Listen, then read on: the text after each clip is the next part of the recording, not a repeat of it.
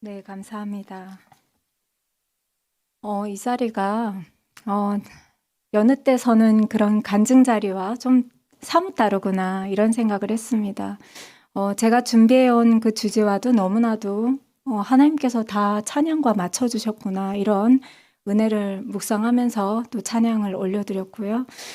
그리고 또 무엇보다도 제가, 하나님께서 예비하신 그 길에 서면서 보니까 탈북민 한 분 한 분이 얼마나 귀한지, 그 하나님의 마음을 알게 되니까 여기 계신 분들이 얼마나 소중한지 또 그 마음에 또 이렇게 좀 뭉클하기도 합니다. 네, 먼저 기도하겠습니다. 참 좋은 하나님 아버지 감사합니다.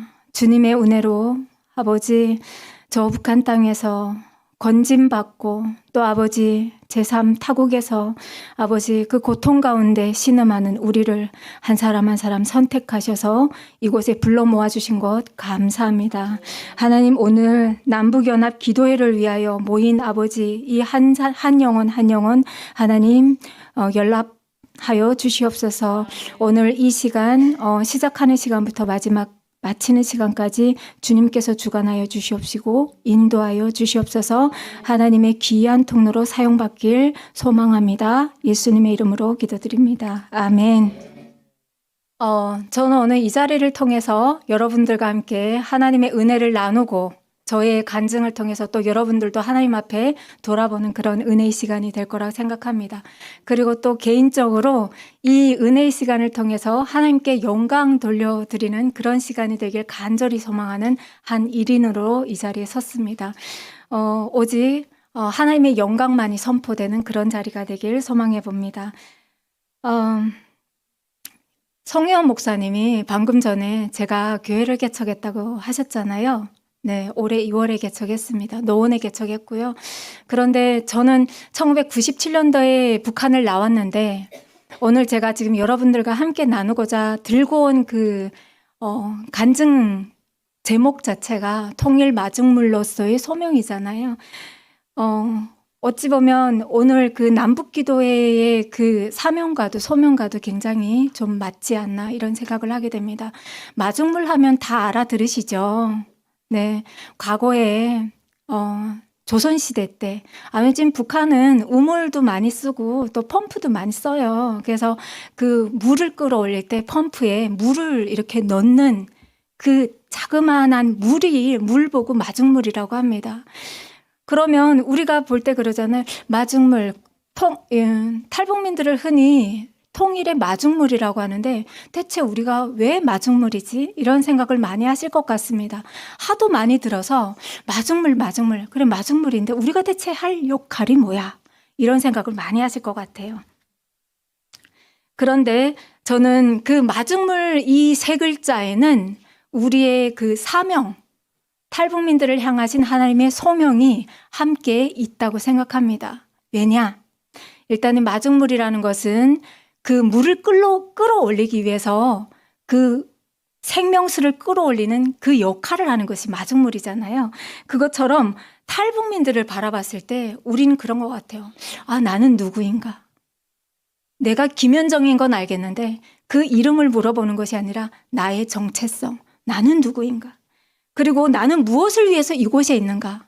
저 북한 땅에서 300만의 아사자가 발생했다고 하는데 나는 왜 살아서 여기에 있는가?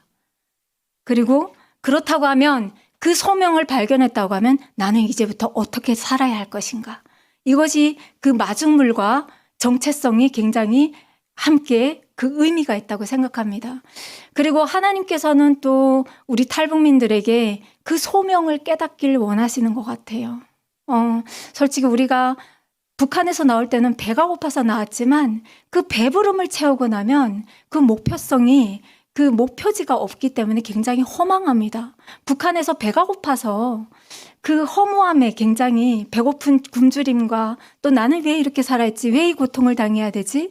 이런 허무함에서 굉장히 시달렸는데 그 배고픔에서 해방받고 나니까 그 이상의 무엇을 위해서 달려가야 될지 모른다는 거죠. 목적지를 모른다는 거죠. 그런데 하나님은 그러시는 거죠. 우리에게 말씀하시는 것이 배고파서 그래서 우리가 그렇게 허무했던 것이 아니야. 배가 고파서 그렇게 죽은 것이 아니라니까. 이런 말씀을 하시는 거예요. 그러면서 탈북민들에게 내가 너희를 얼마나 소중하게 생각하는지 아니? 너희가 나에게 어떤 존재인지 아느냐? 이 정체성을 깨닫기를 굉장히 원하시는 것 같아요. 그래서 우리 탈북민들이 나이가 많건 적건 이걸 다 떠나서, 남녀노소를 떠나서 하나님께서 나를 부르신 그 목적을 깨닫고 그 남은 여생을 하나님을 바라보면서 달려갔으면 좋겠습니다. 그러면 그것이 북한에 있든지 중국에서 지금 저렇게 고통받으면서 신분이 안전하지 못한 그 상황 속에 우리가 다 놓여봤잖아요. 저는 오늘 이 자리에 오면서 굉장히 난감했어요. 그냥 여기서 살아가시는 분들이라고 하면 제가 아무렇게나 말을 할 텐데 저 고통 속에서 지금 저 불안 속에서 살고 있는 저 우리 자매님들을 향해서 우리의 그 탈북민 형제들을 위해서 내가 과연 무슨 메시지를 전할까? 이런 굉장히 안타까움이 있었습니다. 그렇지만 하나님 앞에서 우리가 그 정체성을 발견하고 하나님 안에서 그 소명을 발견한다고 하면 내 몸이 어디에 있든지 그때는 내 안에 넘치는 그 생명수로 말미암아서 그 마중물로 말미암아 내가 끓어오르는 생명수가 넘침으로 말미암아 하나님으로 말미암아 내가 기쁨으로 살 수가 있다는 거죠. 이걸 붙들고 살았으면 좋겠습니다. 저의 이야기를 좀 잠깐 하겠습니다. 저는 97년도 7월에 탈북했어요. 그래서 탈북민들의 간증을 이렇게 들어보면 모두가 고난의 행군이 그 시점이 되면서 북한이 어려움을 겪으면서 다 북한을 나오게 되죠. 나오는 이유는 저마다 다 다릅니다. 어떤 이는 가족을 먹여 살리기 위해서, 또 어떤 이는 너무 배가 고파서, 또 어떤 이는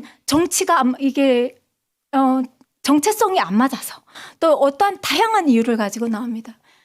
저도 생계형 탈북민이에요. 너무 배가 고팠고, 그리고 플러스 97년도에 북한의 많은 그 질병으로 고통받을 때, 그때 진짜 살고자 약을 구하기 위해서 저는 그 두만강을 넘었습니다. 그런데, 제가 지금은 한 목회자로 지금 하나님 앞에 부름받고 섰잖아요. 그러면 제가 배가 고파서 나왔는데 지금은 하나님의 종이 됐대요. 그럼 너무 안 맞잖아요. 대체 그러면 그냥 배가 부르면 되는 것 같은데 왜 갑자기 교회를 개척했지? 너무 궁금하잖아요. 네, 그 이유에 대해서 여러분들과 나누고 싶습니다. 여러분들은 어떻게 생각할지 모르겠어요. 그런데 저는 두만강을 건널 때 하나님 앞에 기도했던 사람입니다. 네, 그러면 북한에서 하나님을 믿었나? 그것도 벌써 우리가 딱 생각하죠. 아니요, 전 북한에서 하나님 몰랐어요. 그런데 하나님께서 신기하게 역사하셨어요. 97년도에 이렇게 많은 사람들이 죽어나가면서 또 우리 집도 이렇게 막 줄줄이 다 누웠죠. 파라티부스, 장티부스를 저는 연이어 알았어요. 그러니까 그때는 뭐 30몇 킬로 막 이렇게 되니까 그냥 뼈에 가죽이 씌어가지고 얘가 사람 구실도 못하는 존재인 거예요. 언제 죽어도 이상하지 않은 애가 지금 누워 있는 거죠. 그런데 어머니는 그랬어요. 저희 어머님이 구남매를 낳으셨는데 아들 셋 다 이루셨어요. 그리고 그러시면서 어머님이 제 위에 오빠 한 분은 군대에 가서 이르셨는데 저희 어머니가 생각해 보니까 너무 억울한 거예요. 우리 어머니는 그 일제시대를 거치면서 6.25 전쟁도 겪으신 분이에요. 그러니까 북한이 이렇게 어려울 때마다 말은 함부로는 못하겠지만 그렇지만 이해가 안 되는 거예요. 납득이 안 가는 거예요. 그 일제 식민지 시기에도 이렇게 그래도 먹고는 있었다는 거예요. 쌀밥은 못 먹어도 그래도 입안에 들어가는 게 있었다는 거예요. 그런데 지금 먹을 게 없어서 내 자녀들을 남편까지 줄줄이 초상을 치러야 되는 이 상황. 여러분이라고 이거 받아들일 수 있겠습니까? 그래서 어머님이 북한을 탈출하기로 결정하시는 거죠. 그런데 우리가 생각해보면 그렇잖아요. 야, 그러면 뭔가 우리는 지금 어디에 가고 싶다면 여권을 바로 딱 내고 비행기표를 딱 사고 그냥 비행기 탁 타면 되는데 북한에서 두만강 나오는 게 그렇게 쉽습니까? 그래서 3개월 동안 어머님이 혼자서 브로콜을 섭외하시고 그리고 혼자서 경비대 비우는 그 일정 다 소화하시고 그리고 집에는 앓는 그 자녀들과 남편을 돌보면서 이런 일들을 다 하신 거예요. 제가 이렇게 봐도 어머니는 좀 여장부셨던 것 같아요. 네. 그래서 그렇게 하고 준비를 3개월 동안 하고 남편과도 토의 못하고 자녀들과도 토의 못하고 혼자서 이 일을 해야진 거예요. 다 아시죠? 왜 그런지 아시죠? 이 일이 이렇게 새어나가면 이 딸의 입을 통해서 고발이 들어갈 수도 있는 거고, 남편의 그 충직한 당을 향한 그 충성심으로 말미암아 또 신고될 수도 있고, 그러니까 어머니 스스로가 혼자서 이걸 다 이겨냈던 것 같아요. 그 무게를. 그렇게 저희는 7월 마지막 날, 7월 30일 날 북한을 나오기로 결심을 합니다. 그런데 저희 집에 어린 조카들이 와 있었어요. 9살, 7살짜리 아이들이 와 있었는데, 이 아이들을, 큰언니 아이들인데, 이 아이들을 부모님께, 그 언니들에게 어떻게 연락할 수 있는 방법이 없어요. 왜냐하면 북한은 기차도 안 다니고 전화도 안 되고, 그렇다고 해서 이런 북한을 나가겠습니다 하는 이야기를 전화로 된다고 해도 할 수도 없고, 아주 난감한 상황이죠. 그래서 이 아이들을 데리고 탈북해야겠다, 이렇게 다 작전을 세웠어요. 그랬는데 하나님께서 굉장히 신기한 역사를 하셨는데, 지금 내일 모레 급히면 지금 두만강을 건너야 되는 브로커와 짠 시간이 됐는데 3일 전에 갑자기 큰언니가 소식도 없이 덜컥 온 거예요. 아니, 그때부터 저희 집은 더 난리가 난 거죠. 왜냐하면 이걸 다시 납득을 시켜야 되는 상황. 그래서 언니가 안 된다고 해도 안 되고, 가서 인민반에 가서 고발해도 지금 이게 아주 난감한 상황이 벌어진 거예요. 감사한 게 아니라 이때부터 더 고민에 빠지기 시작한 거죠. 그래서 저희 어머님이 그러셨죠. 하나님께서 우리에게 주신 게 있잖아요. 자유의지. 어머님이 그 언니에게 자유의지를 준 거죠. 선택하라. 그러면서 그냥 아무 말도 안 하셨어요. 네 동생들 봐라. 죽이든지 살리든지, 두만강 건너서 약을 써보고 죽이든지, 아니면 여기에서 그냥 놔둬서 죽이고 우리 양심적인 가책을 평생 지고 가든지, 그 짐을. 그래서 언니가 행방을 다니면 얼마나 그 많은 시체를 봅니까? 그래서 그 언니가 가라고 결정을 내립니다. 그런데 그 9살, 7살짜리 아이들은 데리고 갈 수 없다, 이렇게 얘기합니다. 그래서 그냥 우리 어머니는 그게 더 청천벽력 같죠. 왜냐하면 다 탈북하고 나면 그 뒤에 벌어지는 일이 상상이 가시죠. 보위부에 끌려가서 고문당하고, 거기에서 혹시라도 발설이 되면 또 이렇게 가족이 다 뛰었으니까 감옥에 가든지, 아니면 또 우리가 소위 말하는 수용소도 갈 수도 있는 상황. 아무튼 이런 일들이 있다 보니까 가야 된다고 하지만 아무튼 고집 피우면서 그 언니가 떨어지는데, 그때 언니로부터 기도하는 방법을 배우게 됩니다. 우리 언니는 하나님을 믿은 거는 아니지만 북한에 그 구루터기 신앙이 있다는 것을 여기에서 증명할 수가 있는 것 같아요. 저희 이 간증을 통해서. 왜냐면 언니가 장사 나갈 때마다 이런 방법을 쓴 거죠. 얼마나 솔직한가 봐요. 난 탈북민들이 너무 마음에 들어요. 나도 탈북민이지만. 왜냐면 성경에서 보면 늘 하나님께서, 우리가 믿는 사람들 그러잖아요. 믿는 그리스도인들은 세상에 빛과 소금이 되어야 된다, 이 말을 늘 하잖아요. 그러니까 빛은 잡을 수가 없잖아요. 그런데 소금은 잡을 수가 있잖아요. 그러니까 장사를 나갈 때마다 소금을 길에다 뿌리는 거예요. 그러면서 하늘님, 거기서는 하나님을 모르니까, 하늘님, 내가 가는 길에 빛과 소금이 되주세요, 이러면서 소금을 뿌리는 거예요. 그러고 가면 그 장사길이 그렇게 형통하는 거예요. 그 방법을 제가 받았습니다. 그래서 아무튼 시간적인 그것 때문에 빨리 가야 되니까 중간에 생략하고, 그래서 그 소금을 주머니에 넣고 두만강에 왔어요. 두만강에 와서 처음에 떠날 때 그랬죠. 미쳤다.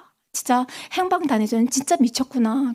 저희 언니가 저하고 16년 차거든요. 그러니까 거기에다 대고, 그땐 북한에서는 반말도 못했어요. 네, 그랬습니다, 저랬습니다 이랬는데, 속으로, 그러니까 미쳤구나 이 말은 못하잖아요. 속으로 미쳤구나, 행방을 저렇게 다니지는 미쳤구나, 이 생각을 했지만 그래도 소금 지고 나온 거예요. 그래서 두만강에 딱 서자마자 저희는 5명이 같이 나왔는데, 부모님들이랑 언니랑 같이 나왔는데, 야, 우리 소금 뿌리자 그 약속 안 했어요. 안 했는데 두만강에 딱 오자마자 소금을 쫙 꺼내더니 쫙 뿌리는 거예요. 그러면서 소리 못 내고 기도를 한 거죠.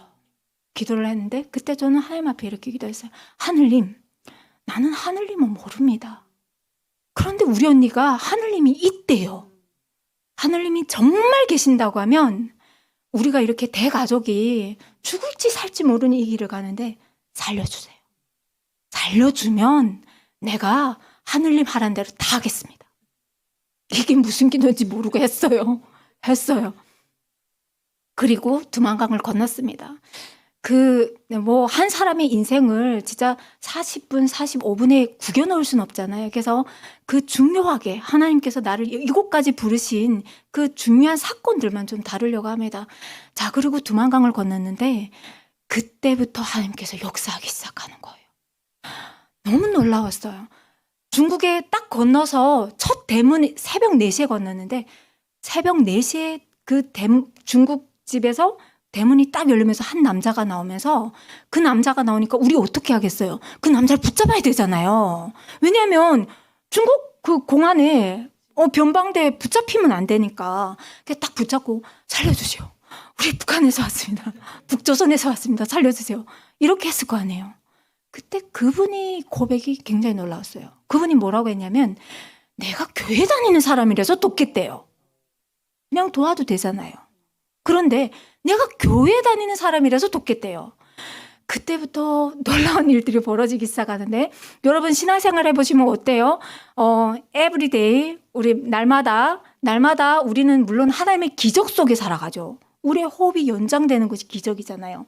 그렇지만 놀라운 사건들 이런 것들은 우리가 피부로 막 날마다 느끼지 못해서 그렇지 사실은 모든 것이 다 기적인데 아무튼 그때 그 사건으로부터 시작해가지고 저희 집이 들어갈 곳이 없어서 부모님이랑 들어갈 곳이 없어서 한겨울에 밖에 나앉게 됐을 때 어머님이 하도 답답하시니까 하나님은 우리 어머님을 통해서 역사하시는 것 같아요. 왜냐하면 급한 사람을 통해서 역사하시니까.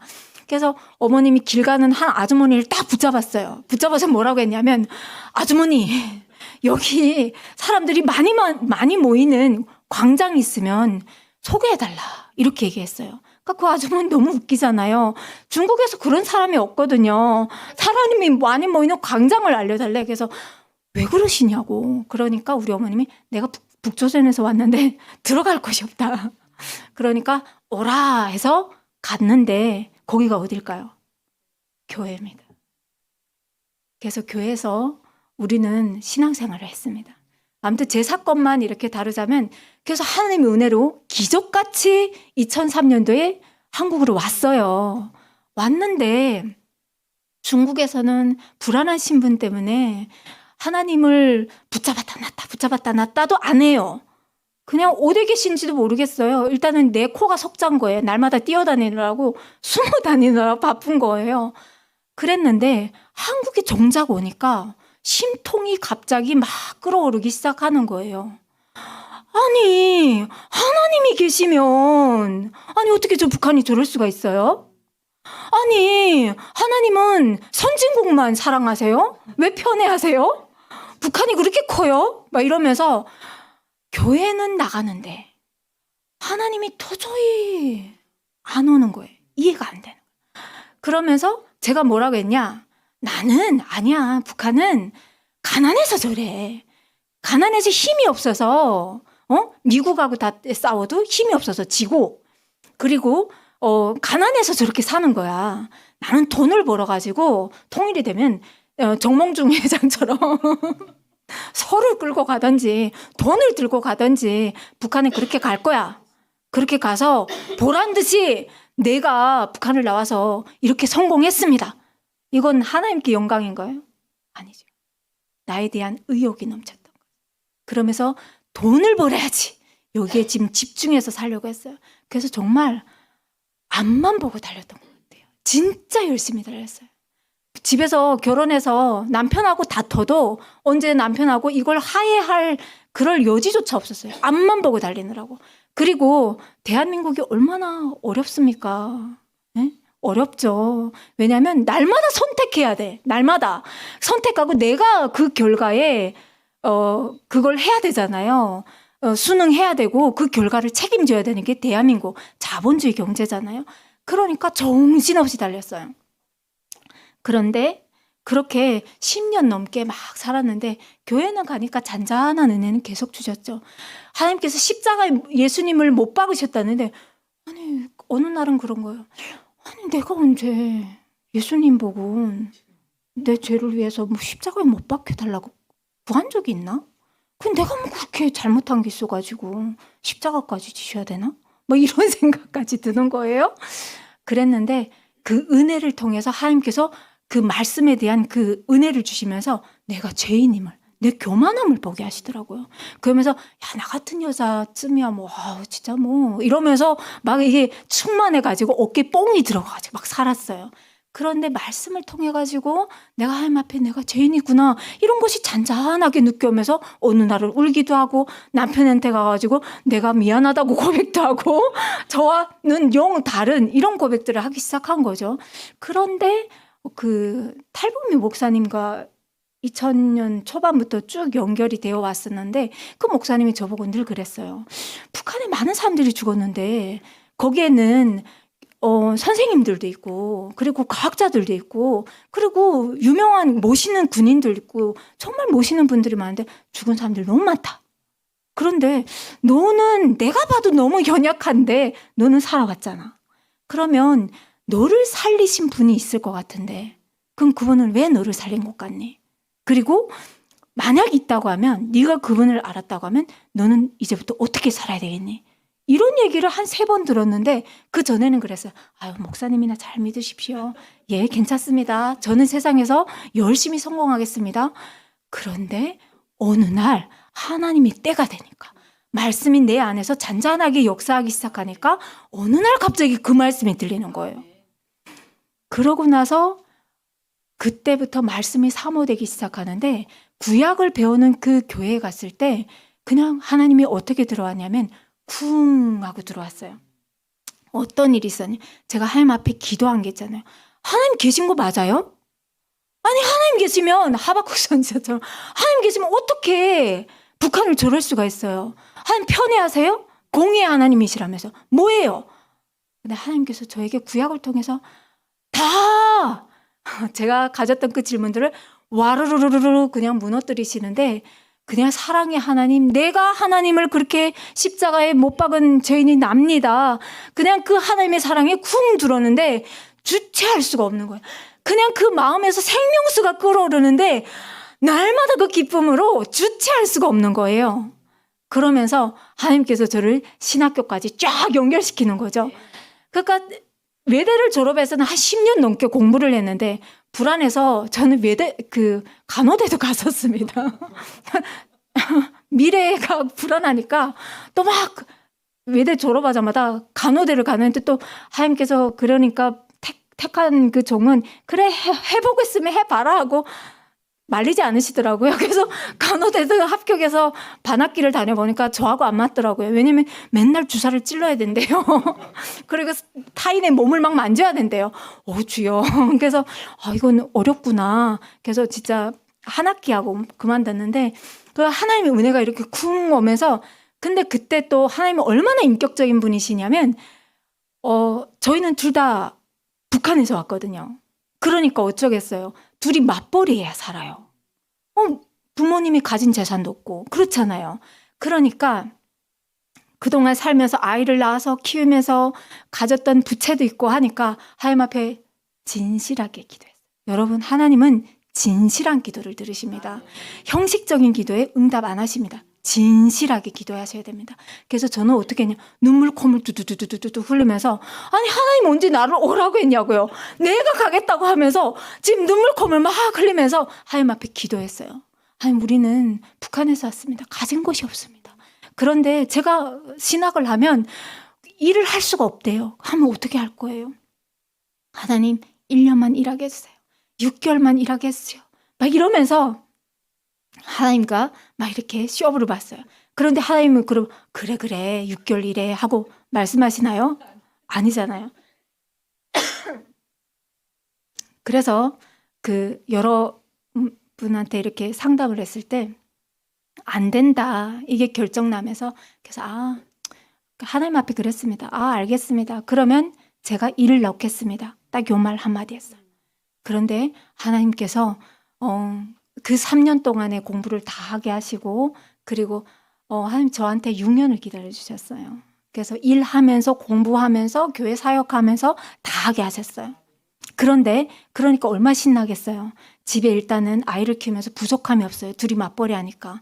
그리고 내가 좋아하는 일들이에요. 다. 신학교도 지금 말씀이 충만하니까 막 넘치잖아요. 그리고 제가 좋아하는 방송 일이니까 또 막 기쁘잖아요. 그리고 사역도 하나님 일이니까 너무 기쁘잖아요. 그냥 다 기쁜 거예요. 룰루랄라 하면서 그 3년을 뛰어다니면서 여기가 동서남북으로 막 하면서 일을 했어요. 그런데 어느 날 하나님께서 저에게 호통치시는 거예요. 작년 3월에 호통치시는 거예요. 뭐라고 하시냐? 언제까지 네가 나와 세상 사이에서 저울질하겠느냐. 그러면서 하나님께서 단단하게 저에게 말씀해요. 내가 너를 잊겠다. 네 주변을 돌아봐라. 그걸 돌아보면 하나님께서 나를 잊게 하신 거예요. 누구도 내 빼기 못 대주는 거예요. 그래서 할렐루야 하면서 그날 나오면서 바로 방송일을 그만뒀어요. 그러고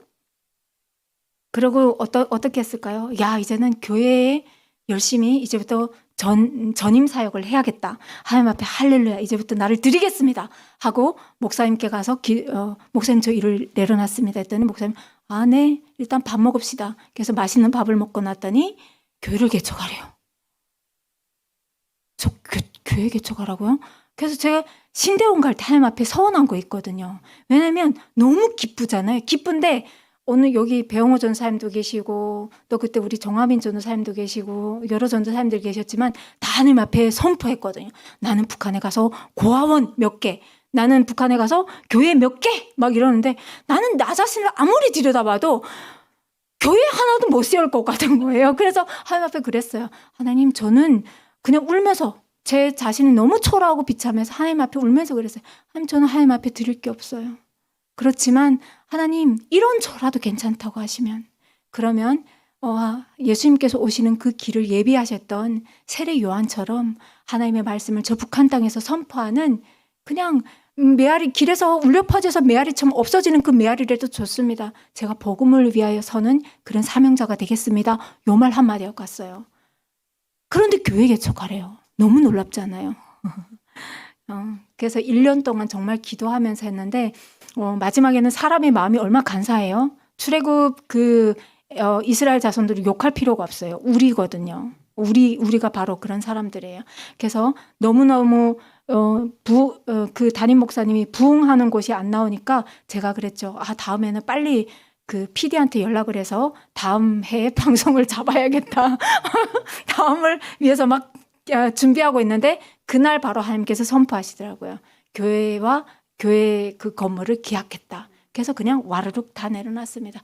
하나님이 주권자이십니다. 하나님 주권에 승복합니다. 그리고 선포하고 그리고 올해 2월에 개척을 해서 지금 가고 있습니다.